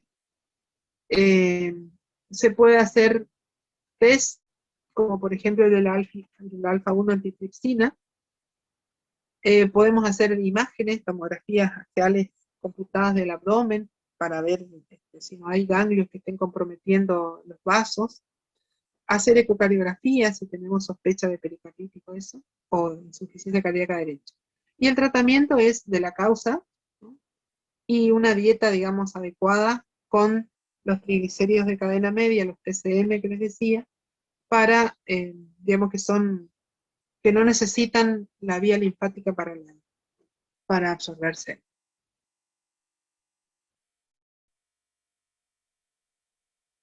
Entonces, dentro de las enfermedades, les decía, la linfaectasia intestinal generalmente aparece entre niños y vamos a tener el diagnóstico por el dosaje de la alfa-1 antitripsina fecal, enfermedad de niños. La abeta-lipoproteinemia, que aparece también, se diagnostica ya en estadios tempranos de la vida, en donde tenemos la esteatorrea, la anemia, la hipolipemia, digamos, por la falta de transporte, digamos, de las grasas intestinales.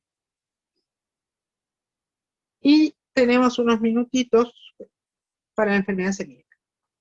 La enfermedad celíaca es una enfermedad inmunomediada, sistémica, provocada por el gluten y algunas sustancias relacionadas, que se presenta en individuos que tienen una susceptibilidad genética, en donde hay una combinación variable de manifestaciones.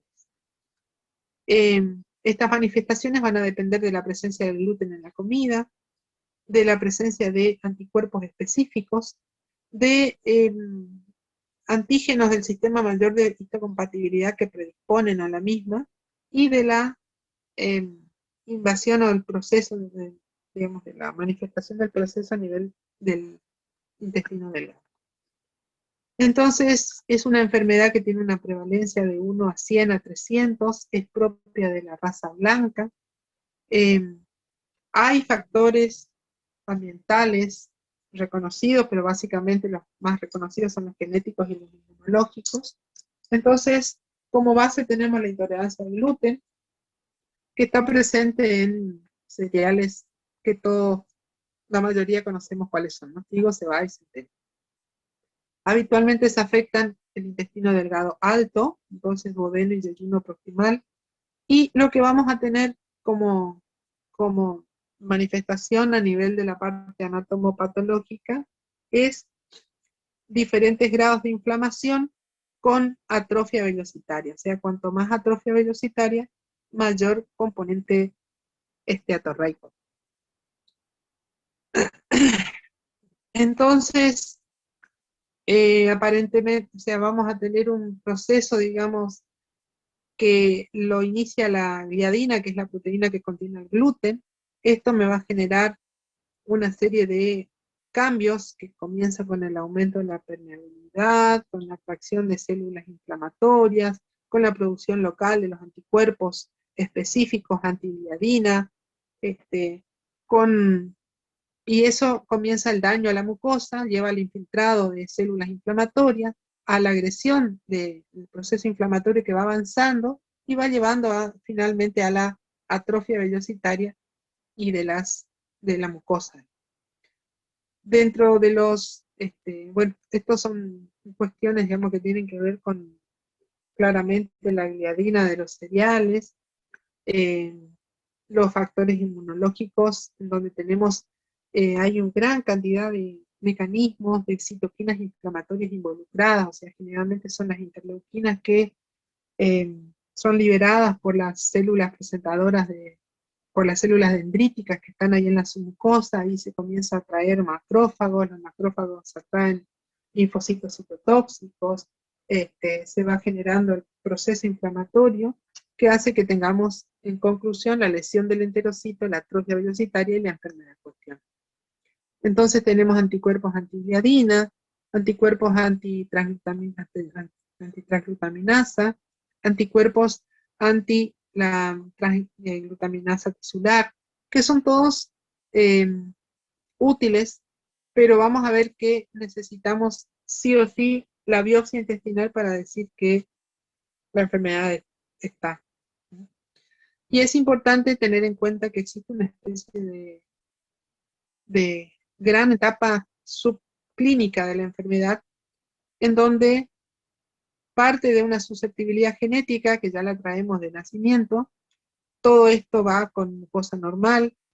Esta susceptibilidad me puede estar generando ya alguna sensibilidad particular de la mucosa, que ante la presencia del gluten en la comida, va a comenzar a generar la lesión, que luego de un tiempo variable, va a dar la manifestación, digamos, del síndrome de mala absorción. Entonces, es interesante cómo, de acuerdo a la etapa de la vida, ustedes van a tener diferentes manifestaciones clínicas. Entonces, en la infancia, fíjense que vamos desde trastornos de hiperactividad, dislexia, autismo, defectos en el esmalte dental, introversión, dependencia, falta de crecimiento, sumado a estas otras características. Entonces, no siempre nosotros vamos a tener en los niños el clásico cuadro clínico de la diarrea malabsortiva. Vamos a tener que prestar atención a otros detalles. Fíjense la falta de crecimiento. Los niños deben ser evaluados periódicamente por sus pediatras y deben ser medidos y pesados y establecer, digamos, con las tablas que se utilizan, qué ritmo de crecimiento y si está dentro del percentilo 50 de talla y peso para su edad. Pero fíjense, trastornos psiquiátricos. Entonces, claramente no siempre es llamativo el proceso. Después en la adolescencia, sí podemos encontrar cosas más clásicas de la enfermedad celíaca, ¿no? Ya vamos a tener anemia, ya vamos a tener diarrea malabsortiva, pero ojo que en los adolescentes nos damos cuenta por todo esto otro, ¿no? Vienen con retraso, demoran en la adquisición de la menarca las niñas, hay un retraso en el aumento de la talla en la pubertad de los varones, tienen dermatitis, queilitis, úlceras en la boca, hacen hepatitis no clásica, o sea, no se encuentra un virus que justifique la hepatitis, y sí claramente podemos encontrar, bueno, que no, la falta de crecimiento, digamos, y que no llegan a su etapa de adulto, digamos, no terminan su crecimiento. Y en el adulto, nuevamente, fíjense que tenemos una serie de manifestaciones que no necesariamente pasan por la diarrea malabsortiva, ¿no? Trastornos de la esfera psicológica o psiquiátrica, la dermatitis herpetiforme, la osteoporosis precoz con fracturas patológicas, en las mujeres, abortos frecuentes o imposibilidad de concebir, o si conciben, tienen hijos con bajo peso o con bajo peso y parto prematuro. Pueden aparecer los déficits vitamínicos que me llevan a neuropatías, a diferentes. Podemos encontrarlos relacionados con algún cáncer digestivo o sobre todo con linfomas del tubo digestivo. Entonces, depende de la edad, vamos a tener diferentes, digamos, cuestiones a tener en cuenta como para pensar en el diagnóstico. Entonces, podemos encontrar, por ejemplo, que nos consulten por la dermatitis herpetiforme, que es una dermatitis vesicular que aparece en la región glútea, en la región del abdomen, y que mejora solamente con la dieta sin gluten. Podemos encontrar aftas orales. Habíamos visto en clases anteriores que las aftas pueden aparecer en una gran cantidad de enfermedades. Bueno, una de ellas es la enfermedad celíaca. Es una enfermedad autoinmune, así que se relaciona con otras diabetes autoinmunes. Entonces, las asociaciones serían con la diabetes tipo 1, bastante común, y con el hipotiroidismo. Tal es así que, por ejemplo, en un niño con diabetes tipo 1, es rutina pedir una vez al año anticuerpos anticeliaquía y anticuerpos antitiroides, de rutina, porque puede aparecer en cualquier momento. Y lo mismo, si ya tenemos diagnóstico de celiaquía, tener presente que este niño en cualquier momento puede hacer alguna de estas otras dos enfermedades autoinmunes. Entonces aquí tienen ustedes cómo se ve la dermatitis herpetiforme. Fíjense, son vesículas que van evolucionando hacia lesiones más costrosas, que dejan una piel engrosada, seca, pruriginosa, por eso es que tenemos estas lesiones costrosas, que podemos ver frecuentemente estas aftas orales, que son, bueno, son múltiples, dolorosas. Podemos encontrar asociaciones también con otras enfermedades, fíjense, con el síndrome de Down, con enfermedades hepáticas de la tiroides. De hecho, es muy común ver en la etapa del síndrome malabsortivo por celiaquía, en la etapa aguda, que vamos a tener una hepatitis relacionada a la enfermedad celíaca, que podemos encontrar otros componentes autoinmunes, como por ejemplo el vitiligo, las alopecias, que podemos encontrar asociación con otros síndromes autoinmunes como artritis reumatoidea, lupus eritematoso sistémico, la enfermedad de Addison. Nos puede dar síntomas encefalopáticos, o sea, tipo psicosis, síndrome cerebeloso con trastorno de la marcha, inestabilidad, ataxia, que son de muy, muy escasa frecuencia. O sea, por ejemplo, hay algunos síndromes cerebelosos que aparecen en el 1 a 2% de los enfermos celíacos, o sea, son poco comunes. Pero tenerlos en cuenta porque a veces empieza con eso. Y después, la otra cosa a tener en cuenta son las complicaciones que podemos tener en general con la enfermedad celíaca. Entonces, puede haber una atrofia esplénica, eso predispone a infecciones. Podemos tener crisis celíacas en donde ante la falta de respuesta al tratamiento de la dieta sin gluten hay que recurrir a corticoides o otras terapéuticas. Podemos tener yeyuno-ileitis crónicas, esprucolágeno en donde se va reemplazando, o sea, donde va quedando rígido con una infiltración colágena en la pared del tubo digestivo, donde tenemos refractariedad al tratamiento.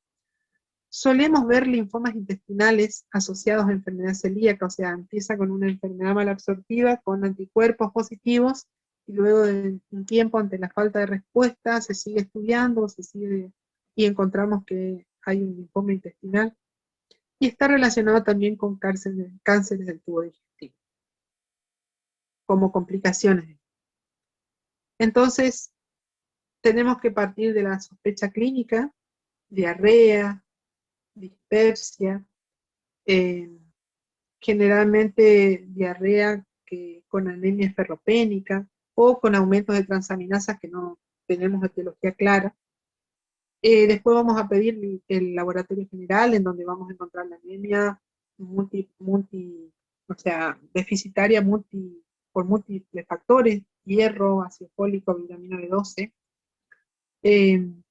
Vamos a tener transaminasas elevadas, sobre todo en el momento de la crisis celíaca la vamos a encontrar. Hay que pedir calcio, hay que pedir vitamina D, hierro, ferritina, porcentaje de saturación de transferrina. Podemos pedir el análisis de la grasa fecal, ya sea por rayos infrarrojos o Van de Kamer, test de desilosa, anticuerpos específicos propios de la enfermedad como la antigliadina, el antiendomicio, transglutaminasa, todos deben pedirse, IgG e IgA. Se pueden pedir test genético, esto es difícil de hacer porque además hay muy pocos lugares donde se realiza, y uno puede hacer el estudio en la familia, sobre todo si tiene hermanitos, para, digamos, ver si es que podemos detectar en la familia otro caso ya para iniciar tratamiento precozmente. Podemos hacer el tránsito del intestino delgado, entonces lo que nos va a mostrar van a ser imágenes de mala absorción, vamos a tener un tránsito lento en general, y lo que es importante es la biopsia yeyunal, que debe hacerse por videoendoscopía digestiva alta o por cápsula. Importa hacer la graduación de Marsh, que es la que se utiliza para saber la gravedad de la afectación de la mucosa intestinal. Entonces Marsh dice lo siguiente, dice esto, ¿no? El estadio 0 sería el que es negativo para enfermedad celíaca. En el estadio 1 tenemos aumento de los linfocitos con un 20 a 25 por 100 células epiteliales, o sea que se hace, seguramente los anatomopatólogos saben estimar eso rápidamente. En el estadio 2 tenemos hiperplasia de las criptas con infiltrado inflamatorio, como ven acá, de la submucosa. En el estadio 3, 3.2, tenemos la atrofia vesiculitaria ya subtotal, y en el estadio, digamos, estadio 4 ya directamente no hay vellosidades. Esto es la clasificación de Marsh. Visto anatomopatológicamente, es esto, ¿no? La normal, presencia de linfocitos intraepiteliales, fíjense cómo aumenta el azul. Aquí tenemos la hiperplasia de las criptas. Aquí ya tenemos la atrofia parcial, atrofia subtotal y la atrofia total de las vellosidades.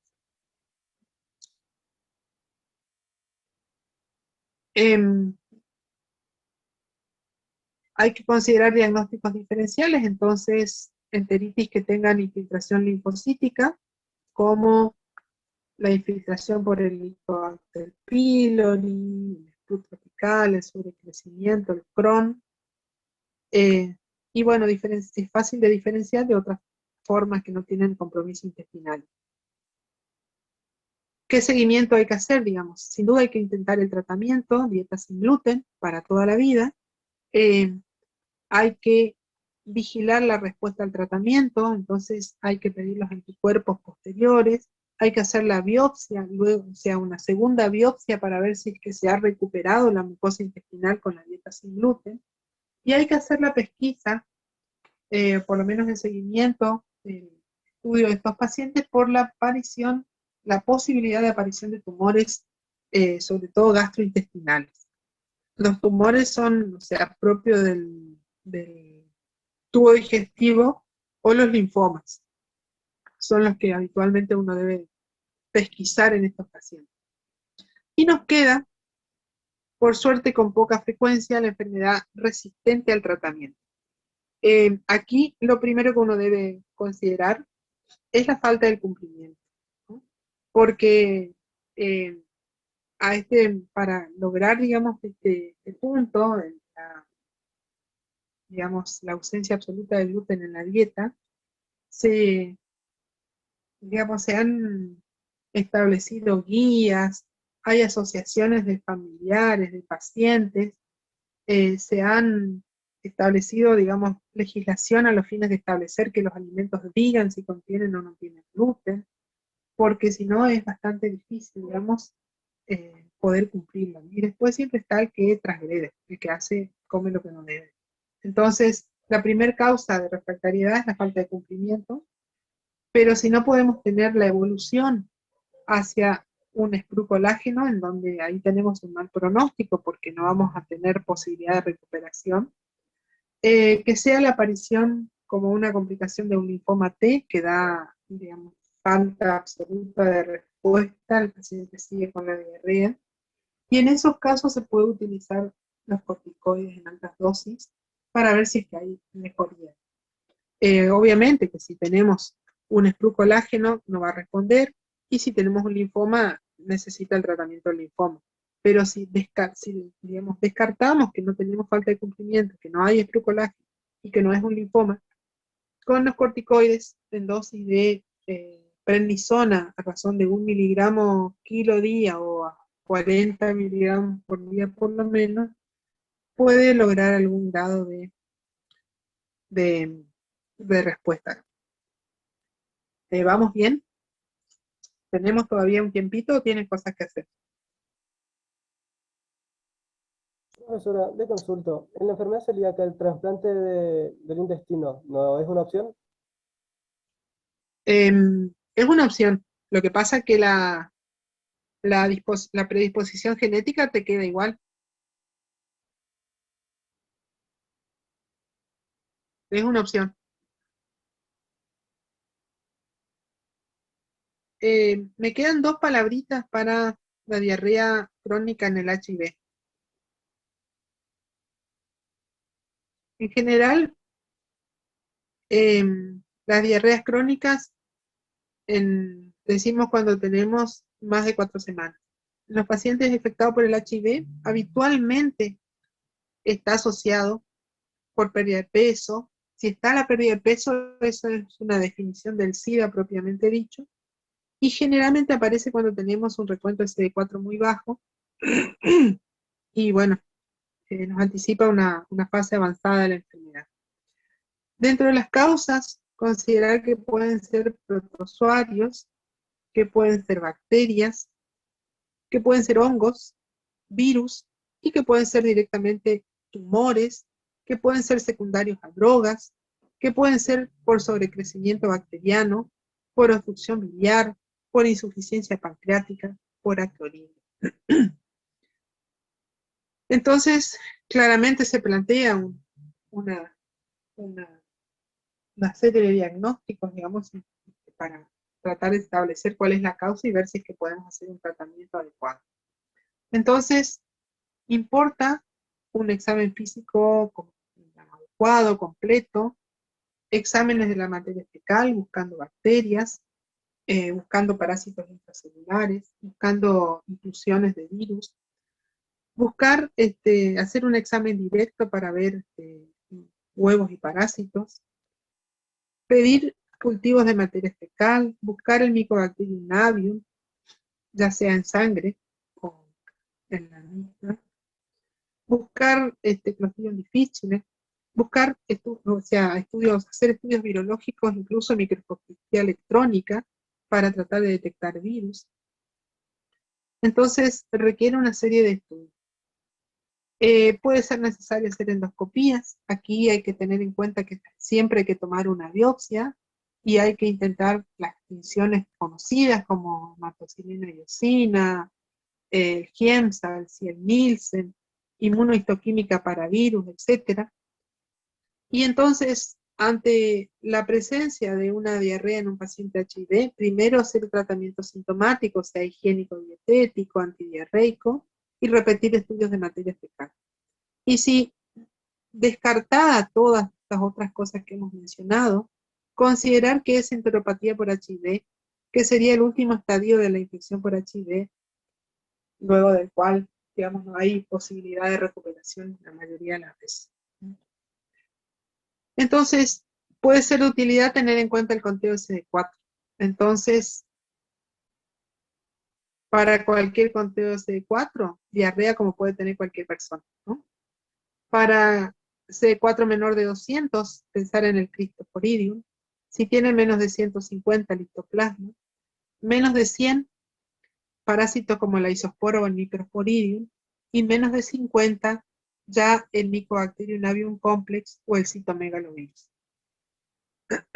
Entonces, importa conocer el nivel de CD4 como para poder discriminar o por lo menos pensar ya más, apuntando más al germen que está complicando la situación. Entonces, si tenemos un paciente con diarrea que tiene HIV, es importante establecer el consumo de los alimentos, de fármacos, de drogas, establecer el nivel de CD4, hacer estudios de la materia fecal. Si los estudios son todos negativos, considerar que es una enteropatía por HIV, entonces hay que optimizar la terapia antirretroviral de alta eficacia. Si la diarrea persiste, hay que hacer examen del tracto gastrointestinal con videocolonoscopía, hay que hacer estudios de imágenes para ver si es que hay, bueno, buscando lo asociado, por ahí tiene adenopatías, por ahí tiene manifestaciones respiratorias. Si con esto no encontramos la causa, de vuelta nos vamos a la terapia antirretroviral, hay que hacer estudios de sensibilidad del HIV para ver si es que no hay que cambiar la terapia. Y si persiste la diarrea, nos queda hacer la modificación de la dieta, dejar la loperamida, y como opciones ya de última, octiotride, para tratar de disminuir las secreciones gastrointestinales y de esta manera disminuir la cantidad de diarrea, que ya se asume que es la enteropatía directamente relacionada con el VIH, que ya no responde más. Entonces aquí ven algunas imágenes, lesiones verrugosas en el recto y condilomas en un paciente HIV, una gran úlcera rectal, en este caso por herpes. Aquí diarreas, ulceritas redondeadas que sugieren citomegalovirus, y aquí tenemos múltiples ulceraciones en donde tenemos entamoeba histolítica que pueden generar diarrea en los pacientes HIV. Bueno, esta era la última. ¿Alguna pregunta, chicos?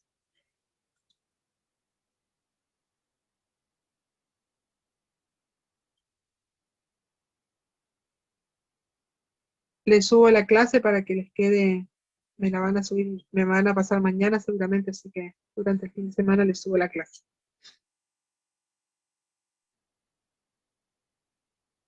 Bueno, profe, gracias. Bueno. Gracias, doctora. Gracias, doctora. Nos vamos entonces. Hasta luego. Gracias, doctora. Hasta luego, profe. Gracias, doctora. Hasta luego.